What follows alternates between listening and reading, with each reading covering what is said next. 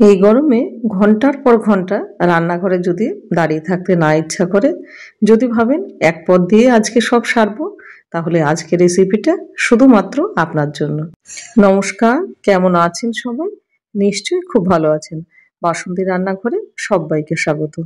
আজকে আপনাদের সামনে তুলে ধরেছি দুর্দান্ত স্বাদে পোস্ত ভাপা রেসিপি।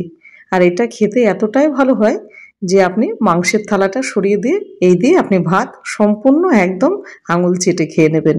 তাহলে চলুন, আশা করি ভিডিওটা আপনাদের খুব ভালো লাগবে। আর যদি ভালো লাগে থাকে অবশ্যই চ্যানেলটাকে সাবস্ক্রাইব করে আমার পাশে থাকবেন। তাহলে শুরু করা যাক। পোস্ত ভাপার জন্য পোস্ত তো লাগছে। এখানে 50 গ্রাম পোস্ত নিয়েছি। আর পোস্তটা একটু ভালো মানের পোস্ত নিয়েছি। আর তার সাথে নিয়েছি 25 গ্রাম সাদা তিল। 50 গ্রাম পোস্ত আর 25 গ্রাম সাদা তিল এখানে ব্যবহার করেছি। তিলটাকে 15 মিনিট ধরে এটা জলে ভিজিয়ে রেখেছি। এবার আর কি লাগছে একবার দেখিয়ে দিই। এখানে নিয়েছি 2টো মিডিয়াম সাইজের পেঁয়াজ, একটা টমেটো এবং 4টে লঙ্কা। লঙ্কা আপনারা যে যেরকম ঝাল খাবেন সেই বুঝে লঙ্কাটা দেবেন।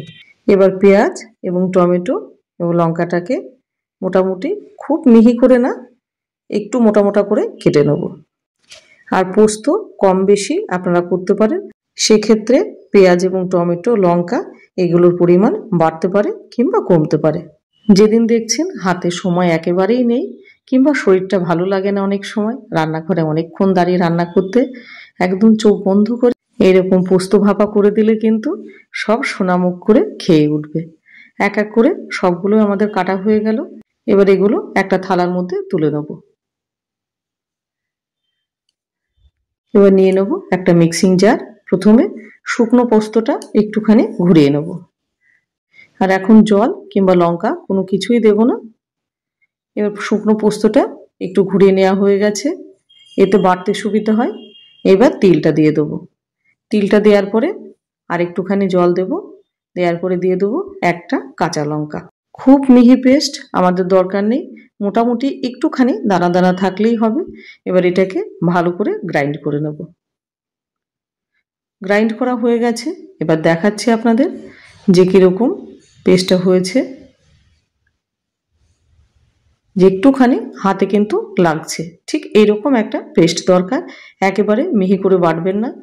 এবার নিয়ে নেব একটা টিফিন বক্স, যেটাতে আপনি পোস্তটা ভাপাবেন। একটা টিফিন বক্স কিংবা বাটি, যেটা আপনার খুশি সেটা আপনি নিতে পারেন, তবে টিফিন বক্স নিলে বেশি ভালো। এবার টিফিন বক্সের মধ্যে পোস্তটা ঢেলে দেবো।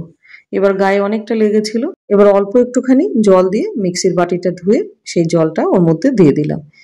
পোস্ত ভাপা তো অনেকেই খেয়েছেন, তবে এইভাবে একবার করে দেখবেন, আপনার কিন্তু খেতে বেশ ভালোই লাগবে। এবার দিয়ে দিলাম 1/4 চামচ হলুদের গুঁড়ো, 1 চামচ লবণ, হাফ চামচ দিয়ে দিলাম চিনি, আপনারা না চাইলে স্কিপ করতে পারেন। আর দিয়ে দেবো 1/4 চামচ ভাজা জিরের গুঁড়ো, সামান্য একটুখানি। এই অল্প একটুখানি ভাজা জিরে দেওয়ার কারণে পোস্ত ভাপার স্বাদটা কিন্তু সম্পূর্ণ অন্যরকম হয়ে যায়, এতটাই ভালো লাগে খেতে। এবার দিয়ে দিলাম 2 চামচ মতো সর্ষের তেল। চাকরির সুবাদে নানান জায়গায় থাকা, আর সেই রকম একটা বাড়িতে গিয়ে তাদের কাছ থেকে এরকম এই পোস্ত ভাপা রেসিপিটা কিন্তু আমি শিখেছি। দারুণ লাগে খেতে। এবার সব একসঙ্গে মিশিয়ে দিয়ে এবার কেটে রাখা পেঁয়াজ, টমেটো এবং লঙ্কাটা দিয়ে দেবো। এবার দেওয়া হয়ে গেলে একটা চামচের সাহায্যে আবার এটা ভালো করে মিশিয়ে দেব। খুব কম বাঙালি আছেন যিনি পোস্ত ভালোবাসেন না। পোস্তের বড়া, আলু পোস্ত, বিউলির ডাল ঘটিদের সিগনেচার ডিশ হিসাবে কিন্তু খ্যাত। এবার এটা ভালোভাবে মেশানো হয়ে গেছে।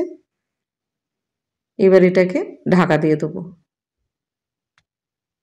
আর পোস্তটা ভাপানোর জন্য আমি কড়াইয়ের মধ্যে দিয়ে দিয়েছি মোটামুটি 2 থেকে 2.5 গ্লাস জল, এবং তার মধ্যে একটা স্ট্যান্ড বসিয়ে দিয়ে এবার সেটাকে এই যে ফুটতে দিয়ে দিয়েছি।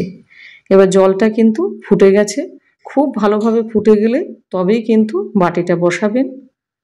দেখতেই পাচ্ছেন জলটা খুব ভালোভাবে ফুটে গেছে, এবং সাবধানে বাটিটা বসিয়ে দেবেন মোটামুটি 15 মিনিটের জন্য। আর গ্যাসের ফ্লেম রাখবেন লো টু মিডিয়াম। 15 মিনিট পর ফিরে আসছি আপনাদের সামনে। এবার ঢাকনাটা তুলে নেব। এবার পোস্তটা কিন্তু ভাপানো হয়ে গেছে, এবার ফ্লেমটা অফ করে দেবো।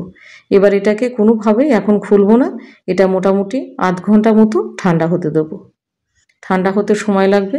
ঠান্ডা হয়ে গেছে, জাস্ট ওয়াও, দেখুন, জাস্ট ওয়াও। এবার সাইড থেকে দুখানা এইরকম পাকা লঙ্কা কিংবা কাঁচা লঙ্কা দিয়ে এবার সার্ভ করে দিন টেবিলে, আর না হলে একেবারে মেখেই আপনি দিন।